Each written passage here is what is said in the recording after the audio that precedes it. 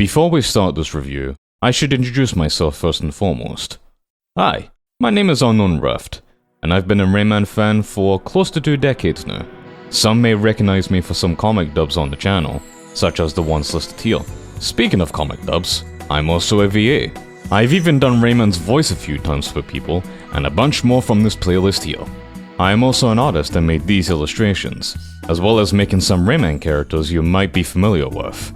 Possibly, but I'm not the one to judge. This review I will be covering is part of the Maraython, speaking of, and by the title alone, my game of choice is Rayman M. You might be asking why I'm covering this game in particular. I have a personal connection with it because it's in fact my very first Rayman game ever. I was staying in an aunt's house that night, and I was looking through my cousin's collection of games, just to see what I could play that night. My cousin took out a game from the shelves and thought I would like it. It was Rayman M, and he was right to assume so. I couldn't put the game down. I was so fascinated by the characters, the race mode, the battle mode, the stage design, the music! I loved the game so much my cousin even gave me the game to keep. That I will never forget. And it went on from there. I've played most of the Rayman games throughout the years. My love for this series has never died down. Now that I've shared my brief history of my start of the series, let's go on today's topic, Rayman M!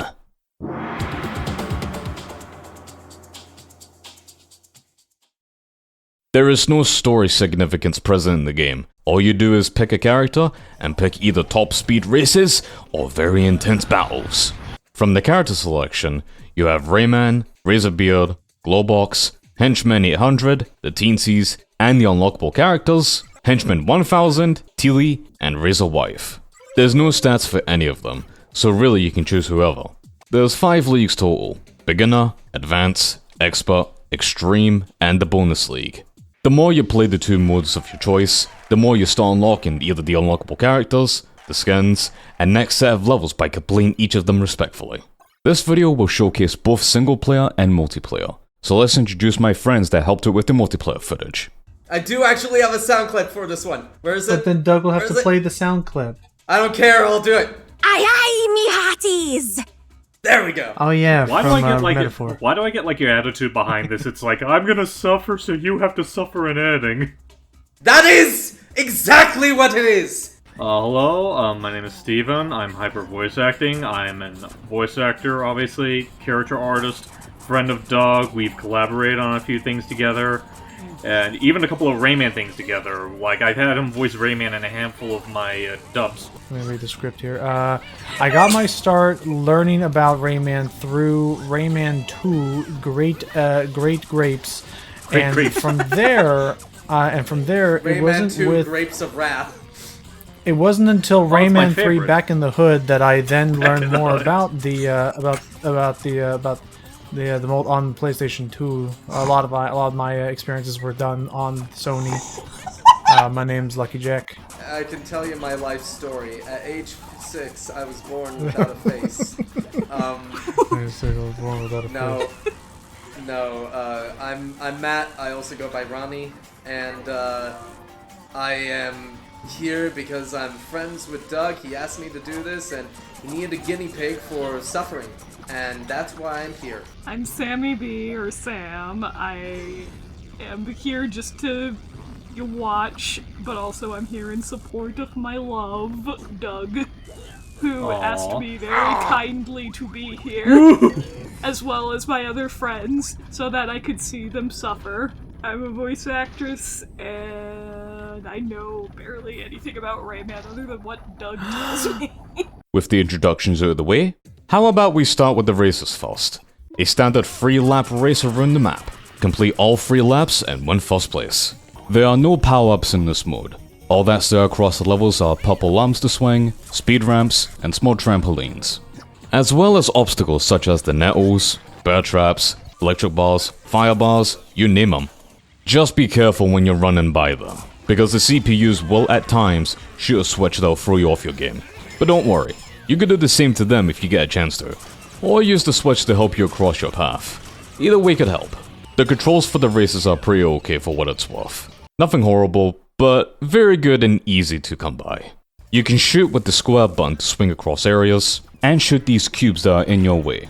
Jump with X, and X again to hover after the jump. Sometimes you can get over other places if you know how to use them correctly. The triangle is the optimize button, basically your sprint button. You can use it right as the goal appears on screen, on speed ramps, and after landing to gain more speed to maintain your placement. This is very useful, especially way later on in the game, so keep that in mind. The races have set locations throughout the leagues. Beginner has First Ruins, Nebulous Tower, and Dark Sewer. Very easy and very fun levels to start with to ease the players of what's to come soon. Just look out for the zombie chickens. Next is the Advanced League, which shows Dawn Sand, Water Canyon, and Thousand Falls. Pretty easy like the previous courses, but it will start making you decide on what your next path will be further on in the courses. Best to test and see what flows right with you. Speaking of paths, the Expert League is where that will truly shine. Forest Jump, Zenith Harbor, and Treasure Ship. This league will expect you to choose what path to take, and the CPUs, depending on how good you play, will start picking up the pace and will become more of a challenge compared to the previous leagues. But alas, complete the courses fast enough and you will win like before. And for the Extreme League, we have Pipe Maze, Lava Factory, and Electric Final. Remember when I mentioned that using the sprint is useful later on? This is where you should use it more than ever to maintain first. And same as the previous league, you'll have more paths to choose from. Use them to your advantage and take the victory. But there is more to this than the races. You can also pick between modes like Training, Popular Poi, and Lums. Training, as it sounds like. You train yourself by playing through the courses so that you are familiar with the layout and seek what can benefit you in the race mode. This mode also allows you to roam the tracks. So if you want to do that, then by all means. You could also find something funny. Hey there, Glowbox. Popular Poi is a time limit mode where you start with 20 seconds on the timer. You can gain time by shooting the butterflies called the Popular Poi. There's a blue and yellow variant. Shooting the blue ones grants you 5 seconds to the timer, and the yellow ones grants you 10 seconds. You must complete the challenge in all 3 laps, so act fast and you'll be A-okay. Lastly, we have the Lums. You must complete all 3 laps while collecting most, if not all, Lums, because it is beneficial for a later stage, which I will get to later on.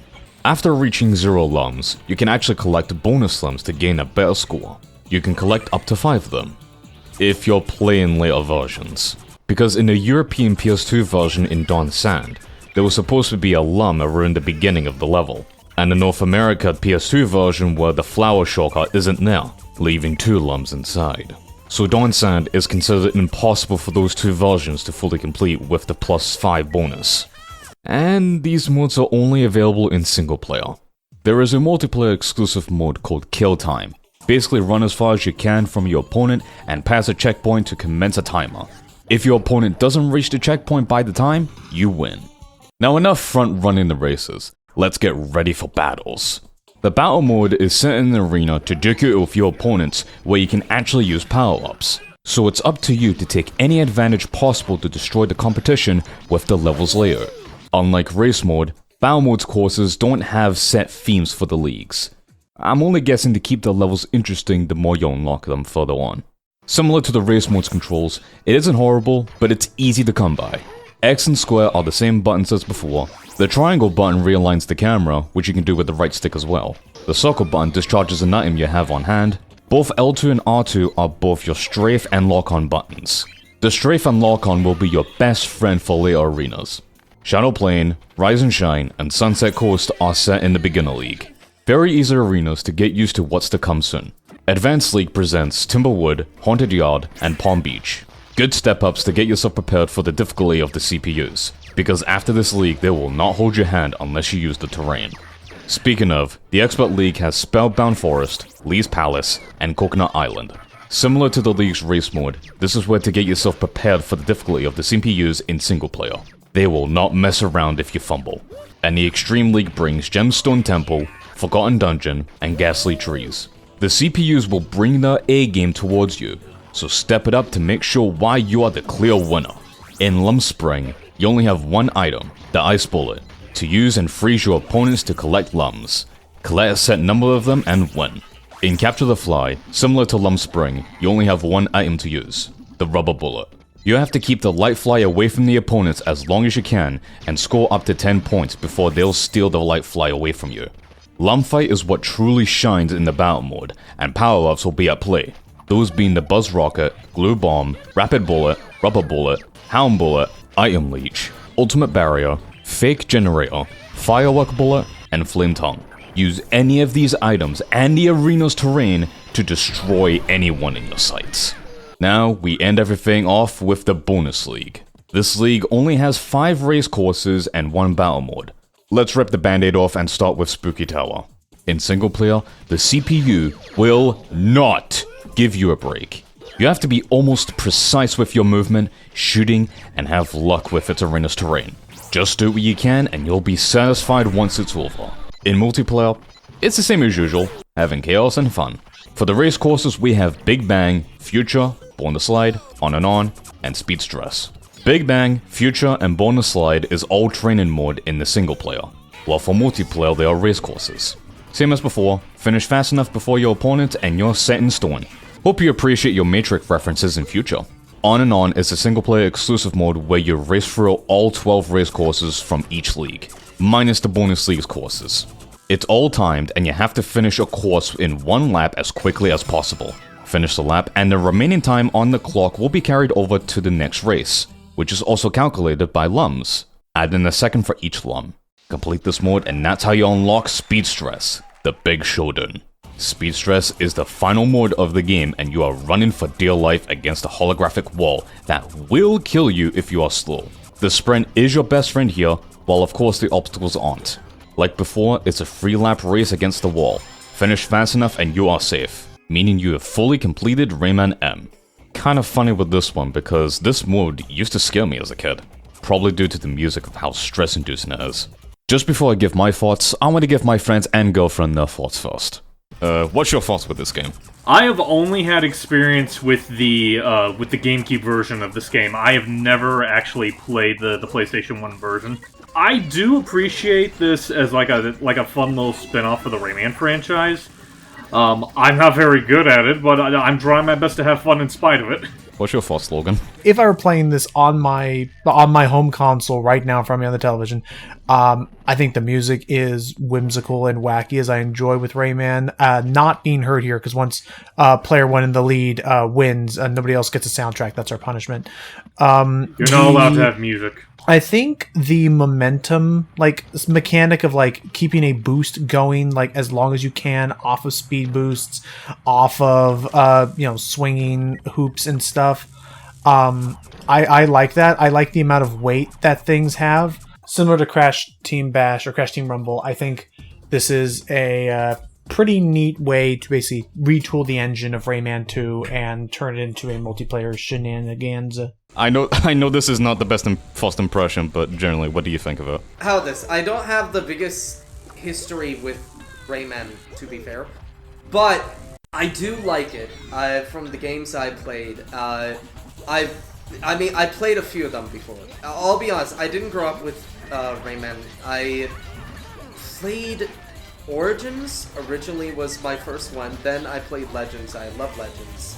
And this is one I have not played, but I witnessed you guys play before, and it intimidates me, for good reason. We were going to ask, what do you think of this game? What do I think of this game? I have trauma from it. Otherwise, I had a fun time with it, really genuinely, all jokes aside. What do you think of the whole racing and battle hybrid? I think it's fun, generally. I like it. And what's my thoughts on playing this game for almost 20 years? I still love it, honestly. The music is charming to me, the characters are so unique looking in their own way, and the modes still carry out what I love about this game. Could I recommend this? It's half and half. There's a couple of rough spots with the game, but I would say give it a shot. The game I can suggest is Rayman Arena, since that game has a lot of touch-ups on what Rayman M did lack. And Rayman Rush? It's a game! There's a lot of stuff in Rayman M's development I would like to cover, but I'm in a time crunch, so I'll leave a Ray wiki link in the description so you can check out the development history. It's really interesting. I want to thank Matt, Logan, and Steve for helping with the multiplayer footage, thank my girlfriend Sam for witnessing the mayhem we had, and thank you for watching. Happy 30 years to Rayman!